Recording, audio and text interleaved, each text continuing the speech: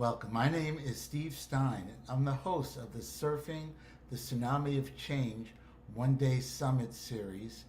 And this one is on the epidemic of loneliness. And I knew that was going to happen. And now, this is the epidemic of loneliness, kind of pre-summit event, uh, pre-summit day. And we are very excited to have Brian Reeves here. And today's topic is the antidote to male loneliness. And we did a Healthy Masculinity Summit a few months back, which was really, really exciting. And Brian, we're doing some audios together. And so I just want to welcome everyone here live. Welcome, Brian. And Brian, maybe you could, for people that don't know you, give us a couple sentences about your background and how to find you, and we can get Yeah, into it. great. Well, glad to be here, Steve. Thank you for the invitation. My name is Brian Reeves, Brian with a Y, Reeves. I am a former United States Air Force captain, uh, turned author, relationship coach, men's coach. Been working with couples for about the last 12 years. For the last 5 years, I've been really focusing on working with men. Because I don't think there's a lot of really great support for men in the personal growth world. There's a lot of great support for men how to make more money or build a business, um, and in the adolescent sphere how to pick up a woman. But there's not a lot of support out there for men on how to really be in relationship, right? With other people, with a woman, with themselves. So I've been really focusing on that work for the last 5 years. I lead men's retreats. I lead men's groups. And I'm also an author. I've written 2 books. One of my books, this one, Choose Her Every Day or Leave Her. Um, yeah, and I mean, there's so much more I could share about my story and how I got into this work and how much I sucked at relationships despite having a master's degree in human relations, um, and all that. But I'll leave it there. You're muted, Steve. All right, excellent. Uh, so what was the subtitle to this thing again? The secret. The antidote to male loneliness. It isn't women, it's other men. Well, that's counterintuitive. I suppose so. Yeah, it is. It is, isn't it? Especially in a world where men don't trust other men. It's common knowledge that women don't trust men. But what I think is less talked about is how much men don't trust other men. And you think about that. Like as a man, I'm a man myself, and I was in the military. I was in a fraternity in college. I played sports. I've been surrounded by men, by boys and men for most of my life. And yet, I'm 51 now. I remember in my early 30s, I had so much disdain for men. I didn't really respect men. I didn't have good male role models, like men that I really looked up to. Even my own father, there was a lot of issues there. He and I are estranged at the moment for the last few years. I looked around the world and I didn't see many men that I really admired. I saw men that could catch a football.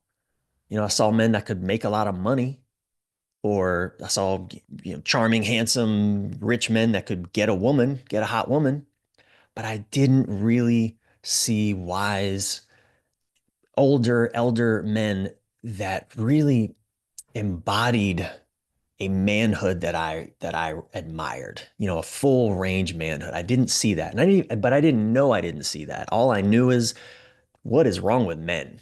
Like, what the hell is up with men? Why are men such either jerks or just checked out or judgy or this or that? And of course, I'm a man. So what did that say about, my own self-reflections. I don't trust other men. I don't trust myself on some level either, because I'm a man. So it is very counterintuitive, but naturally then, Steve, like a lot of men, I turn to women for comfort. I turn to women for validation. I turn to women for belonging. And for a moment, there were women who would be willing to offer me those things for validation, belonging. Uh, um, but the moment a woman would get upset with me, the moment a woman might be frustrated with me, or might have an opinion about what a man is or what a man should be. And by the way, I'm not being that. I would utterly collapse into shame, anger, defensiveness, because like my whole identity was at stake. So, it's a real pickle. A lot of us modern men are in that we don't really feel belonging anywhere. We're accepted so long as we perform, so long as we achieve, right? That's what gets us status. We achieve, we produce, we perform. But the moment we get that wrong, the moment we, drop the ball in the end zone, or the moment we say the unskillful thing and my intimate partner gets upset with me, it's like our whole identity is at stake and we collapse and everybody loses. So, again, I'll pause there. Right. So, and then another thing is like, I was always pretty close with my dad. He's Mm-hmm. gone for 10 or 15 years, but Mm-hmm. and he was a good father, but he wasn't a great male role model.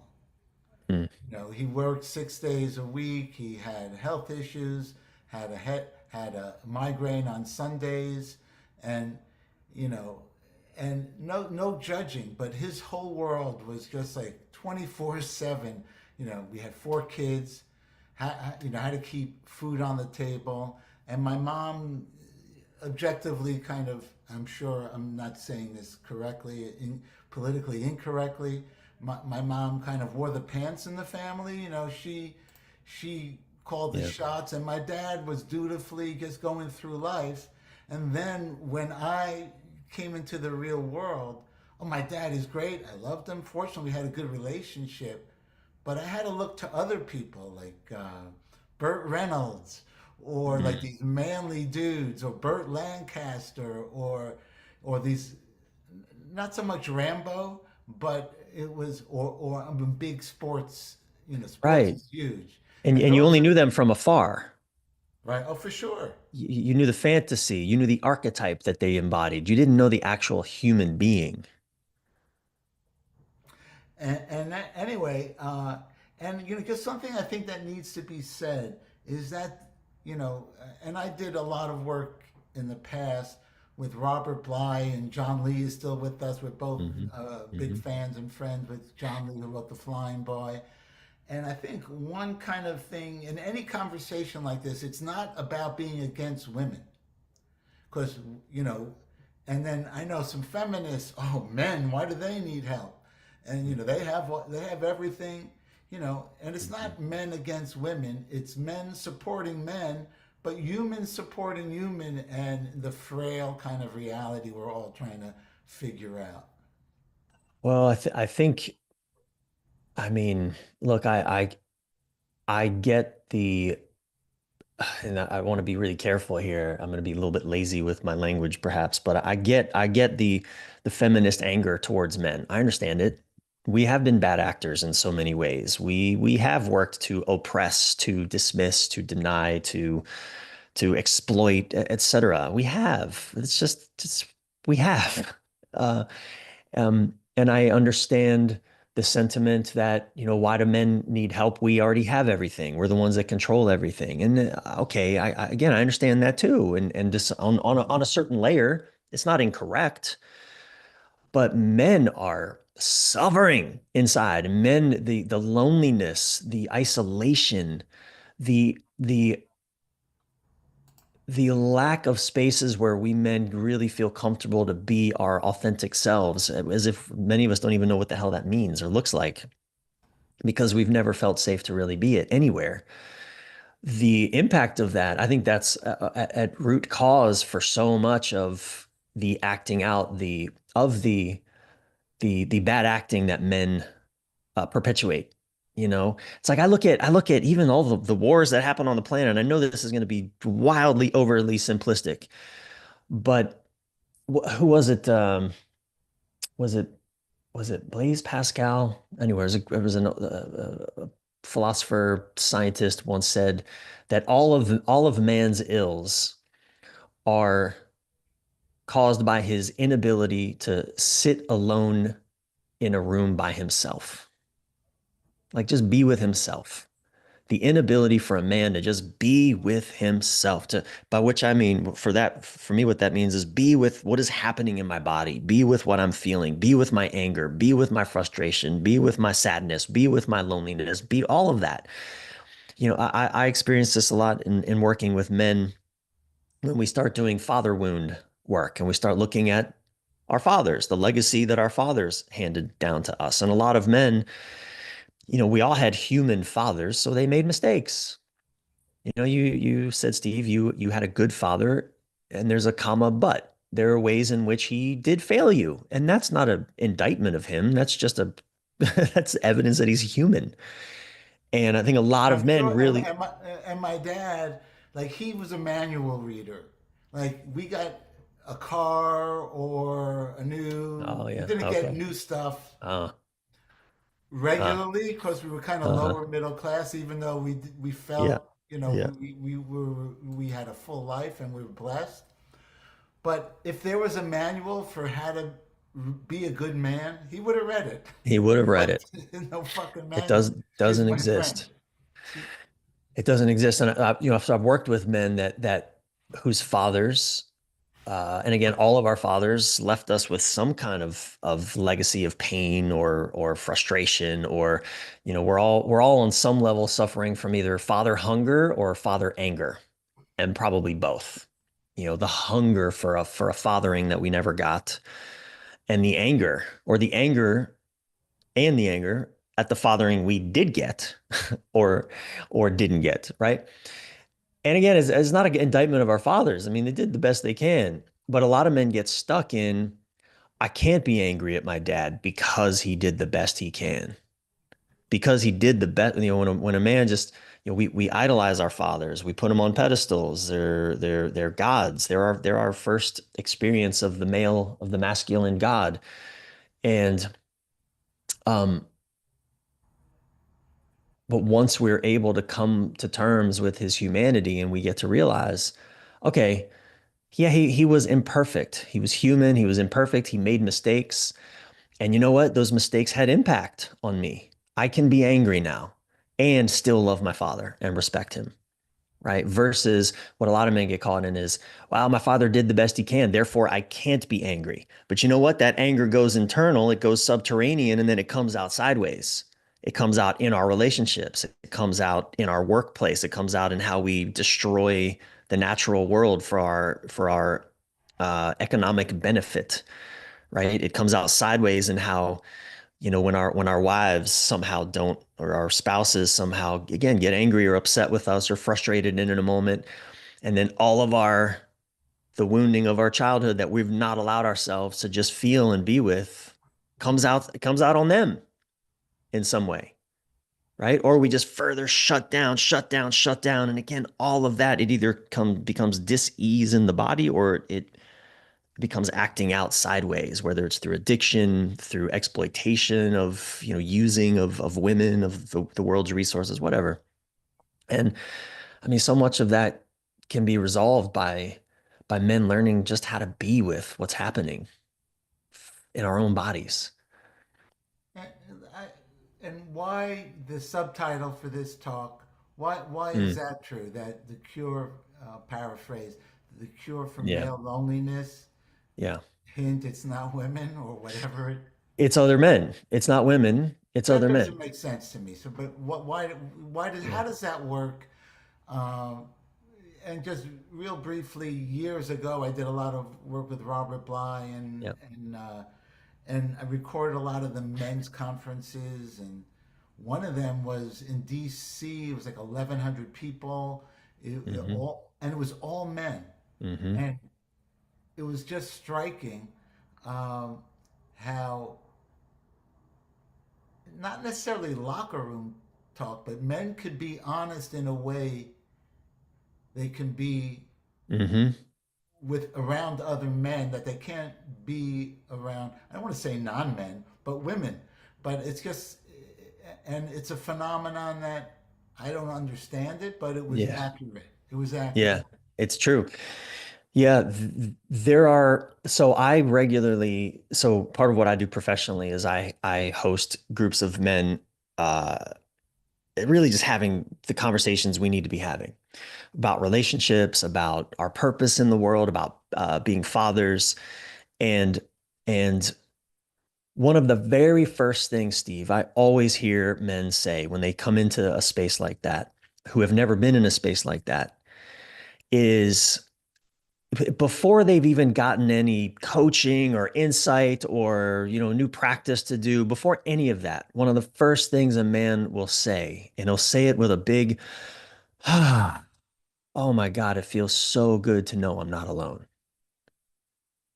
Like most men feel like they're the only ones with the problems they have. They're the only ones that don't know how to do relationship well. They're the only ones that are pissing off their spouses. They're the only ones uh, that feel disconnected from their own children, even. You're muted, Steve. I don't know how, but it ties into not asking for directions. A guy will like, you're lost, and this is now there's Sure. GPS, and it's like, no, I'll figure this out because I have to have the persona. I know what the hell I'm doing in life. Because if I drop down from Yeah. that persona, the regular world is going to, judge me in Well, any that, which yeah. ways. And maybe women have the same thing, but it's kind of a men thing. Well, So that's key though, Steve, what you just pointed out, because men can get in rooms with other men, but if in that room they're just perpetuating that persona, that I've got it figured out. I don't need anyone to tell me anything. I know who the best football receiver is this year. He's on my fantasy football team. I'm going to crush all you guys. If that's the kind of conversation that's still being had, that be like me because I've figured it all out. Well, that solves nothing. That only further entrenches the isolation of men and furthers our feelings of loneliness even when we're surrounded by people, right? So but when men get into spaces where other men are being honest about the challenges and the struggles they're having and saying, man, I'm a new father and this is the hardest freaking year of my life. I love my kid, but also I'm so torn. I want to be out expressing, my work was just taken off and then I had this kid and I don't know how to be there for my wife. Like when men start hearing other men talk like that, oh, like holy moly, wow. Damn, I'm not alone in this. That just alone right there creates, there's not a woman on the planet that knows what it's like to be a man. In the same way that there's not a man on the planet that knows what it's like to be a woman. And there's a lot of men who will say we know what it's like to be women because we like to mansplain even being a woman to women, you know. And not that we don't have things to say about each other's experience, but a lot of women will tell men what a man is. Especially, I mean, I love my mother. I love my mom. I grew up, she's very feminist, and I respect that and love that. I'm a feminist, by which I just mean I support equality for women. We're not the same, but we're equal, and et cetera, et cetera, et cetera. You know, uh, but my mom was also very angry at men, and in her own way, kind of, put ideas in my head. And my father was, again, he was a disaster in so many ways. And so I get it. I didn't understand it as a teenager why my mom would be angry at him, but boy, when I got to know him as an adult, I was like, "Oh, okay. Got it. Yep, understood. Get you, mom. I get it." And still, while that is, I get it, I understand it, it's justified, the anger, all of that. Um, if I'm and I in relationships with women, who have their own certain expectations of what a man is, of what they're going to get from a man, what they're going to experience in his presence and all that, and getting that come at me from women, especially in usually unskillful ways, because again, they're coming from their own longing, their own wounding, their own desires, their own stuff. Oh my goodness, man. It's like it's so disorienting for a man to be in that conversation with his, we're talking in a heterosexual context, but to be in that conversation with a woman about what a man is or should be. I had a girlfriend once tell me in my early 30s, uh, she said, you're not a man, you're just a boy. And it was so hurtful and it was so painful and it was so unhelpful. I don't encourage any woman to ever say that to her male partner. It's so uh it's harsh, and harshness never works, as Terry Real will tell us. And though, you know what? She was right. She was still right. There was truth to it. I was just in many ways psychologically a boy and not a man. But she wasn't the one, you know, I think our relationships become places where men get initiated into a manhood. But it's not a woman's job to be that ritual steward for us. And yet so many women become that by default, and they hate it. They resent it. They don't want that. It's not they want a man who's already a man, not a boy who's still on his way to becoming a man. Right. And that's the role of other men. It's the role of other men is to help men mature into manhood. Only other men who've gone through the rites of passage, who've learned something about being a man in an embodied way, can help another younger man find his own way into his own mature manhood.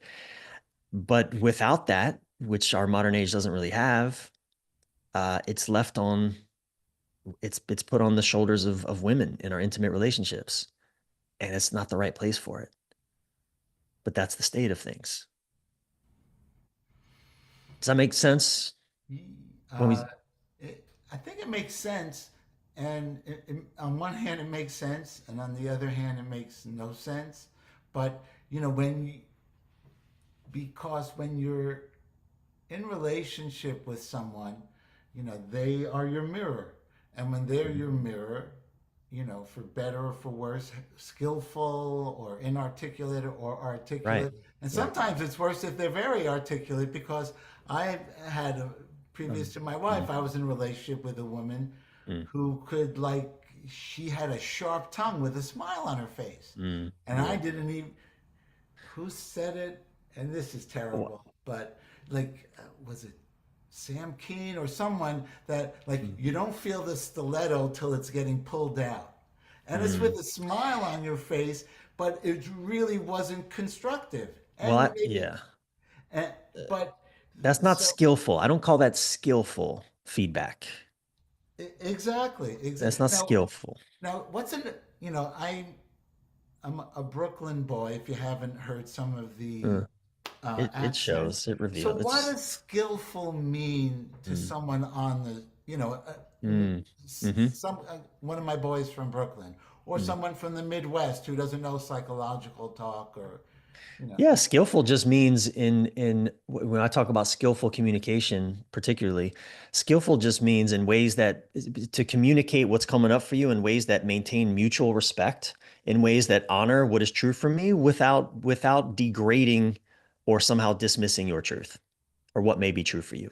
That's what skillful means. What could my girlfriend have said instead of you're just a boy, not a man? And she said a lot of other hurtful things along those lines. And even though there was truth to them, I couldn't take that in. All that made me do is to get defensive and angry and resentful and feel even more belittled. That didn't inspire me to fucking manhood. It just made me angrier.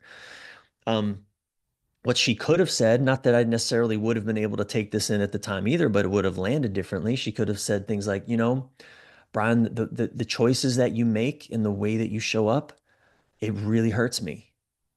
I feel abandoned. I feel disconnected from you. At times I feel betrayed. And I could have argued, what do you mean? I'm not betraying you. And said, look, and she could have said, I get that you don't think you're betraying me and that you think you mean well. And I believe that you do mean well. And at the same time, the way that you show up, man, it does not inspire safety in me. It does not make me feel chosen. The book that I wrote, Choose Her Every Day or Leave Her. I wrote about that relationship. I mean, that relationship was the inspiration. I realized, oh my God, for 5 years, I hurt this woman by staying with her, but never fully choosing her. She never gave me that kind of skillful feedback. What she would say is, um, you're a boy, not a man. So again, she wasn't wrong, but it wasn't skillful. Wasn't help. It wasn't helpful. That's what Wasn't I mean. It helpful. wasn't helpful. Skillful is helpful, right? Skillful, at least it sets your partner up for success. What she set me up for, and I did the same to her. I don't mean to throw her under the bus. I mean, I was a Right. disaster I of a boyfriend. deserved everything I got, Yeah. but maybe not, and more Right. probably. But Totally. Yeah. I was a mess. if it would have been a little more thoughtful, it might, Right. We set each other up for failure. That's what unskillful communication does. It sets your partner up to fail. It throws them into shame. It's harsh. It's belittling, even if it's clever. shame, It's shame. it's sh- you know, so skillful just means useful, helpful, connecting. Right. Skillful communication it creates the opportunity for success, not failure. All right, so we're going to open it up for questions in a few minutes, but I have one or two questions for you. And so one is, so tomorrow the summit happens, and this is a replay. So I'm familiar with these Mm. recordings. This is live, obviously, Yeah, yeah. and but one of the themes that came up in the summit for loneliness was agency. That you can choose if you're having a bad day, a bad moment. And one of the things we're getting into is micro practices, things you can do to get yourself out of a funk in the middle of a day, practical things. Mm. So it's kind of a two-part question. So the idea of agency, what could someone do to and related to the subtitle of being around men, if it makes sense. But what can someone do for women also, even to not combat loneliness, but to be more connected? Any practical Yeah, yeah, yeah. ideas? Well, I mean, the first and easiest, but also difficult thing is and I think especially for men, we really struggle. A lot of men struggle with this until we practice it. We need to practice it. I think this comes more naturally to women in general. Not that some women don't struggle with this also, and not that some men are good at this, but the first thing that we can do is just start to check in with well, what am I feeling right now? When I get out of bed in the morning, let that be a trigger. What am I feeling? Oh man, I feel groggy. I feel grumpy. I feel, that's me. I'm talking about myself now. I feel groggy. I feel grumpy. I feel tired. But there might be a lot of things there. I feel excited. Like a lot of men also might need to print this out, like print out a page that just has all these emotional words on it. I know a lot of men when they start going to therapy and a therapist asks them, what are you feeling? They have no idea how to answer that question. So Say they'll that get again. hand Say that again. a lot of men when they start doing any kind of personal growth, especially in a therapeutic sense, and they get asked the question, what are you feeling? They have no idea how to answer that. They really legitimately don't know how to answer that simple question. What are you feeling? What do you mean? I don't know. I'm fine. And the acronym for fine. Um, there's a bunch of them, but frightened, insecure, neurotic, and emotional. That's fine. FINE. Frightened, insecure, neurotic, and emotional. Right. But I'm fine. I'm fine. I don't know. What do you mean? What do you mean? How do I feel? I'm fine. I mean, I had breakfast this morning. I'm going to work. Life it just, live whatever. And that And does the subtext of fine is don't ask me another question because I don't really want to talk about this. exactly. Can we change subjects, please? Right. Let's go somewhere else. And so, but that is even when I do men's groups, every single men's group that when we begin, we start with a check-in, and that check-in is a check-in to what am I feeling in this moment? It's, I'm feeling hungry, I'm feeling thirsty, I'm feeling sad. Damn, it's like you, whoa, I'm feeling angry, I'm feeling excited, I'm feeling tired, and again, a lot of men struggle with this. A lot of men, what we want to say is, yeah, shit, work is hard right now. So, I'm a little frustrated about that. I had coffee this morning, so I'm really caffeinated. That has nothing to do with what you're feeling. That's some story you're making up. You might have a tumor running amok in your brain, and that's why you think you have energy. But that simple practice of checking in, what am I feeling in this moment? Again, get a feelings wheel, get print a piece of paper out so you can read the words and say, oh yeah, you know what, shit, I am feeling a little anxious actually. But That's interesting. that sounds interesting. So it's not like not necessarily when something stressful or bad happens. You could do it like before you brush your teeth, or you can like put it into your day just to Let, let check me in. let me tell you, Steve, when I so again I lead men's groups, and when we start a men's group and we do a check-in, men will often say, oh, I feel, as they practice it, they start to say, I feel anxious, I feel tired, I feel overwhelmed, I feel rushed, I feel frustrated, I feel right. And then we'll spend 2 hours in deep work with each other, in conversation, in practice, and doing things. And at the end, we also do a checkout. And then what happens is when men check out, we do the same thing. Men will say, man, I feel connected. I feel alive. I feel grateful. I feel love. I feel gratitude. It's like that time spent with other men. It's like, yeah, we men tend to only want to do this when something happens, but we're feeling things all the time. And especially this is such a foundational relationship skill that when a man can start to say, you know what, I'm feeling angry right now. I think I need to pause on this conversation because if we keep going, I'm just going to get angrier. And I know that that's not going to serve you and it's not going to serve me. It's not going to serve our relationship. It's not going to serve. So I need to pause because I'm feeling angry. Like when we start to develop that language and that awareness, it's like, um, uh, again, I know we're talking in a heterosexual context here, but how many times in my past have I been asked by a woman, why are you angry? I'm not angry. What do you mean? I'm going to be angry if you keep asking that question.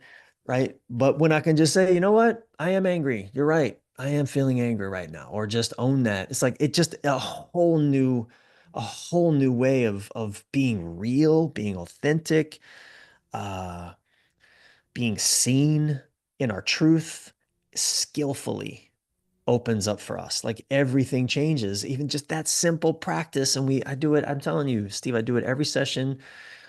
Guys don't understand it at first, kind of similar like what you expressed. It's like, I don't really get it. It don't make sense. Like, but when they start to practice, it becomes such a source of authentic relating. It's such a powerful communication tool. Again, that most men are just, and I was too for most of my life, just completely disconnected from my body. And so every conversation is just up here in some weird intellectual abstract space and nothing ever gets resolved. Connection becomes chronic disconnection in relationships. And then it just entrenches our loneliness and our isolation. Right. So a check-in process can really make a difference like that. It can. And doing With this with other other men men, or by yourself throughout the day. do it by yourself I mean, if you don't have a group of men or other men to check in with like this, then yeah, try it with yourself. But there's something about seeing other men also model that and mirror that, and because one of the things that also blows men's mind is like I'm both angry and also okay at the same time. Like I feel good and I feel angry. Like we start to see that two opposite experiences can be true at once. Like I'm exhausted, but also I feel weirdly calm. and rested. Well, that's weird. It's like, which also, by the way, is another relationship foundational skill for good relationships when we can hold opposites. It's like, okay, she's angry at me, but it's not a statement of my character. Okay. Like now I can be with her anger. Like she can be angry and it doesn't necessarily mean I'm a bad guy. Right? Okay, I did something that hurt her, but it doesn't mean I have to feel shame about that. I can own the impact. I can apologize without making it a statement of what a piece of shit I am, because maybe that's not true. Maybe both. I can actually do something that hurt her unintentionally, but I mean, I every day I do things that hurt my wife unintentionally. I mean, the little things, I turn away when I should turn towards. She comes to me for connection, and I'm in a mode, and I brace. It's like that happens all the time. It, it's personal, but you don't necessarily you have to learn try to not take it personally. Exactly. Yeah. It's like that doesn't mean so even that practice of, and I think doing that with other men, you start to see, and you get 10 men together, you're going to have the whole gamut of emotions. You're going to have excitement. You're going to have anger. You're going to have frustration. You're going to have sadness. You're going to have grief. You're going to have joy. You're going to have horny. You're going to have a numb. I mean, it's all going to be there. And when we can acknowledge that, call that out, it's like, wow, like this is what all men are going through. Again, it's like a field of connection gets created that it isn't it one relationship, an intimate relationship can't possibly offer that kind of belonging and connection. This is great. So I have kind of one anecdote, one quick announcement, and then we could do some Q&A. Sure. Hopefully, so the one anecdote is I produced this video 35 years ago with Robert Bly and Deborah Tannen, and it was incredible. One of the takeaways you reminded me of, and it harkens back to my dad who liked the manuals. He wasn't, he was good with manuals, but emotions were not his strong suit. He didn't know how to even address it. But uh, they said, Bly and Tannen, men report, they and Mm, women are looking for rapport. mm, And so it's a mm, heart connection and it's a head approach. mm. So Another way of saying that, I love that. Men report and women are looking for rapport. Another way is that, uh, men men communicate to solve and women communicate to share. Obviously, it's not so black and white as that, but similar. it's a similar. We're trying to solve, get to the end of what do we need to figure out here. Whereas the more feminine approach is let's just share. Let's just feel good with each other. Let's create a vibe between us. And not that again, it's not a man woman thing, but it tends to often fall along those lines. All right, a quick word from our sponsor, which is me, and then we'll and yes. So a couple of footnote. Housekeeping is there'll be a great meditation class live with Beryl Bender, amazing yoga author, at 5 o'clock, and then we're going to do a watch party of an evening with Ram Dass, which is a video I produced 40 years ago, and we'll watch for 30 minutes, and then we'll talk, discuss. And does it have to do with loneliness? It's just a place to create kind of thoughtful community. And then, of course, tomorrow is the summit. There's a lot of great content there, but a quick update even for Brian, so you can see, what what I've been up to. As we step into the new year, our big focus is on unplugging. At Better Listen is my audio label, and Wisdom Feed, unplugging and bringing ancient ideas down to street level. So one of the new things we have for unplugging is we started, and Brian, I mentioned these to you, but we have our first two journals that we've done. One with Love Alan that. Watts I love that. That's cool. Alan Watts. and one with Mark Matusik on Stoicism and Emerson. Mm, And what's unique, this is derived from the audio, one of our more popular audios we do with Alan Watts. And it's a 30-day course and a journal. But you can sit down and be with yourself, be with your thoughts. And Then also we're launching Wisdom Feed Academy, a curated hub of courses. Um, we're also kicking off our Try This at Home series, which is kind of micro practices you can do during the day to kind of get through, to self regulate or whatever the right term is. And I call your attention to if you were at the summit last year, there's a new recording with John Kabat-Zinn that we did recently on micro practices that that was a very, very popular. So that very useful. That'll be tomorrow. And lastly, we are doing this Brooklyn Stories podcast, and that will be next Tuesday. That'll be for free. And then to start off January 5th, we're doing by donation a session with John Kabat-Zinn and brother Phap Liu, who is in the tradition of Thich Nhat Hanh. And so that's kind of an update of what we're doing. And now, thanks for hanging in. And I think questions, you can unmute yourself, raise your hand, or put your camera on if you like. But or just your own insights, your own experience, reflections on what we've shared here. If you disagree with anything that we talked about here, welcome it all. I saw Derek before. Is he still here? No, I think he left. Yeah, so Otherwise, you and me can just eye gaze, Steve. yes, that's kind of boring. We can just do some. That's very Zen. This is not a Zen thing. Okay. So yeah, so feel free to drop a comment in or to unmute yourself and ask a question. And Brian, how can people find you and find out about your work? Yeah. My name, Brian Reeves. Again, Brian with a Y, Reeves.com. My website, one-stop shopping for all things of my work, my blogs, my books. I lead every year. I take 10 men on a deep dive men's group experience. We begin in January. It's called Elevate. This will be my 6th year, 2026. Well, my 6th year of leading this. It's a profound adventure in real brotherhood and radical growth.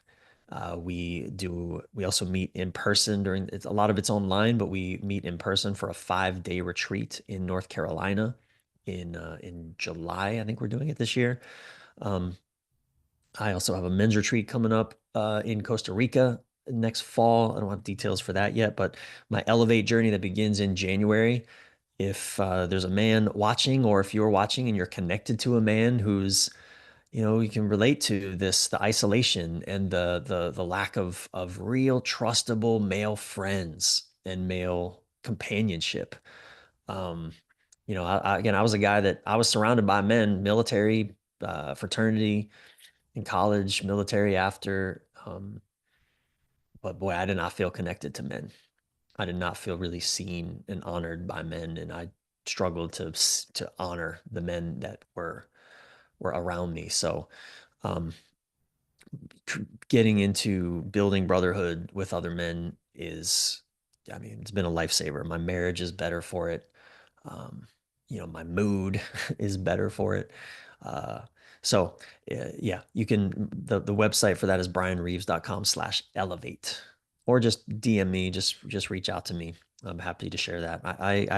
Again, I work with 10 men in that, and I only have 5 spots left, and we start in a few weeks. So if that does speak to you, please act with urgency.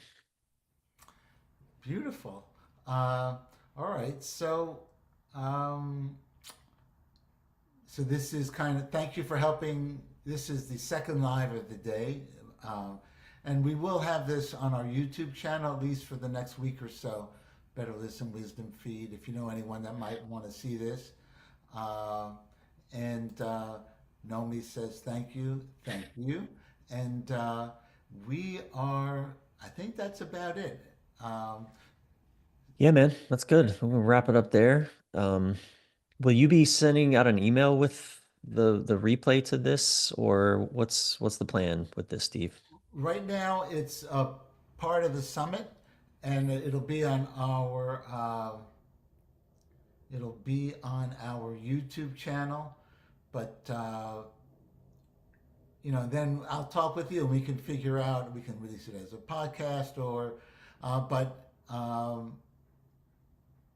right now it's part of the summit recordings, and it'll be on the YouTube channel for the time being. And that's it. So my name is Steve Stein. I'm the host of the Surfing the Tsunami of Change one-day summit series. So thanks for joining us for this Epidemic of Loneliness live session. Thanks everyone who's watching the recording. Thanks everyone who showed up live in the middle of a Wednesday. So thanks for making this a priority. And Brian Reeves, thanks so much for sharing your wisdom and your Glad to be here. And your helpfulness and your skillful means. Thank you. Thank you, Steve. Okay, thanks. Bye, Thanks, man. everyone.